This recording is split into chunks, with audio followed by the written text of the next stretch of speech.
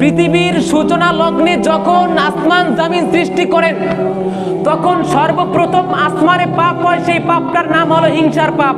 চিল্লায়া বলেন কিসের পাপ? আর জোরে বলেন কিসের পাপ? হিংসার পাপ। আদমকে সৃষ্টি করার পরে যখন ফেরেশতাদেরকে সৃষ্টি করলেন, জিন সৃষ্টি করলেন, তাদের ভিতর থেকে একজন হইল ইবলিস। নাম কি বলেন? আর জোরে বলেন নাম কি? ইবলিস। সেই ইবলিসকে আল্লাহ বলছিল কি, ইল মালাইকাতিস জুদু লি আদম ফাসাজাদু ইল্লা ইবলিস। আল্লাহ তাআলা বলেছিলেন তোমরা সবাই আদমকে সিজদা দাও, কিন্তু একজন সিজদা দেয় নাই, তার নাম কি? আরো জোরে বলেন তার নাম কি? ইল্লা ইবলিস। ইবলিস ব্যতীত সবাই সিজদা দিয়েছে, ইবলিস দেয় নাই, কারণ ওর ভিতরে ছিল হিংসা। দ্বিতীয় নাম্বার পাপ জামিনে হয়েছে, সেইটা হয়েছে অহংকারের পাপ, হিংসার পাপ। হাবিল কাবিলের নাম শুনছেন কিনা আপনারা?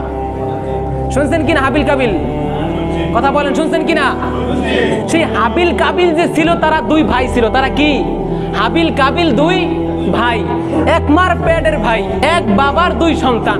ওই সন্তান দুইজনে একজন আরেকজনের মাইরে ফেলাইছে। কাবিল হাবিল রে মাইরে ফেলাইছে, বলে কি জন্য মারছে? হিংসার কারণে। কি কারণে ভাই? কি কারণে ভাই?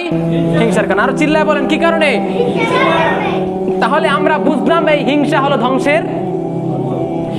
ধ্বংসের মূল।